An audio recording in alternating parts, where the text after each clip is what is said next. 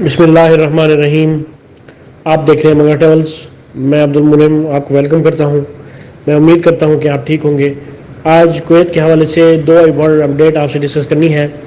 پہلی اپڈیٹ یہ ہے کہ کویت نے جو 34 ممالک پہ پابندی لگائی ہے پروازوں کے حوالے سے، تو کویت کا اس فیصلے پر کتنا نقصان ہوا ہے، کتنے ملین دینار میں اس کا نقصان ہوا ہے، اور دوسرا یہ ہے کہ لاکھوں کی تعداد میں کویت کے جو ویزا ہولڈرز ہیں، جو شہری ہیں، ان لوگوں نے اپنے بطاقہ اپلائی کرائے تھے اور انہوں نے واپس نہیں لی ہے۔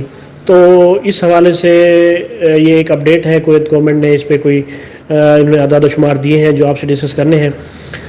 ڈیٹیل سے پہلے میری آپ سے گزارش ہے، اگر آپ کو کوئی کویشچن ہو تو آپ نے اسے کمنٹ سیکشن میں ٹائپ کرنا ہے۔ میں انشاءاللہ پوری کوشش کروں گا کہ آپ کو اس کا رپلائی دے سکوں، اور اگر آپ نے ابھی تک منگا ٹریولز کو سبسکرائب نہیں کیا تو برائے مہربانی سبسکرائب بھی کر لیں۔ سب سے پہلی خبر جو 34 ممالک کے بارے میں ہے، اس حوالے سے بتایا گیا ہے کہ ایئر لائنز نے جب صحت سے متعلق کنٹرول کے طریقہ کار کے ذریعے کویت کی جو فضائی حدود ہے اس کو کھولنے کا مطالبہ کر رہی تھیں، تب بھی ہمسایہ خلیجی ممالک نے اپنے ہوائی اڈے کھولے اور کرونا اقتصادی بحران کو نفع بخش شکل میں تبدیل کر لیا، جس میں دبئی وغیرہ بھی شامل تھے۔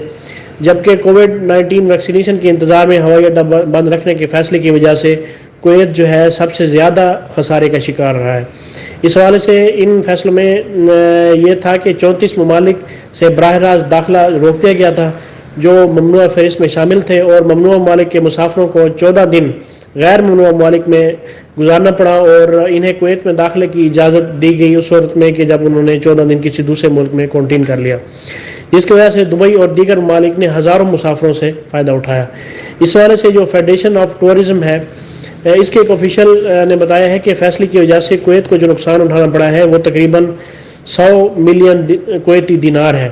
تقریباً 1,60,000 تارکین وطن کویت واپس آئے ہیں، اور ہر مسافر نے اوسطاً دبئی میں 600 دینار خرچ کیا ہے۔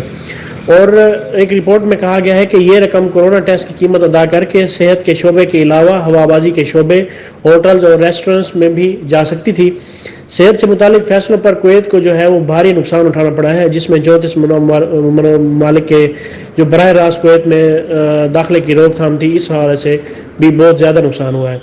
اس حوالے سے سفری اور سیاحت کے دفاتر کے شعبے میں 14 مارچ سے 31 جولائی کے دوران ہونے والی آمدنی تقریباً 28 ملین دینار کی رقم ہے، جبکہ 1 اگست سے لے کر سال کے آخر تک تقریباً 17 ملین دینار متوقع ہے، جس سے مجموعی طور پر 45 ملین دینار کے قریب جو نقصانات ہیں ان کا خیمہ بھی لگایا جا سکتا ہے۔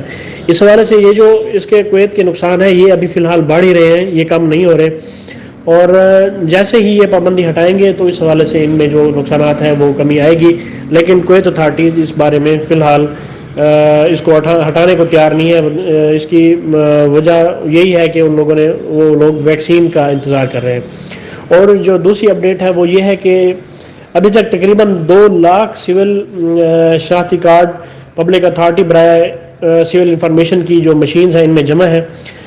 تفصیلات کے مطابق پبلک اتھارٹی برائے سول جو انفارمیشن ہے، اس کے ہیڈ کوارٹر میں جو ویٹنگ مشینز ہے، تقریباً 2 لاکھ کارڈز کو ہٹانے کا جو طریقہ کار ہے اس کا جائزہ لے رہے ہیں، کیونکہ 3 مہینے کا عرصہ گزر جانے کے باوجود کارڈز کے مالکان نے انہیں ابھی تک وصول نہیں کیا جو مشینوں میں تیار پڑے ہوئے ہیں۔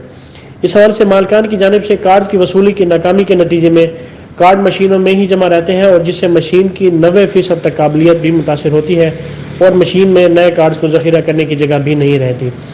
اس حوالے سے یہ جو سسٹم تھا انہوں نے آن لائن سٹارٹ کیا تھا کہ آپ بطاقہ کی ہوم ڈیلیوری بھی لے لیں، اور اس میں بھی خاطر خواہ لوگوں نے انٹرسٹ ظاہر نہیں کیا، جس کی وجہ سے کویت کو نقصان ہو رہا ہے۔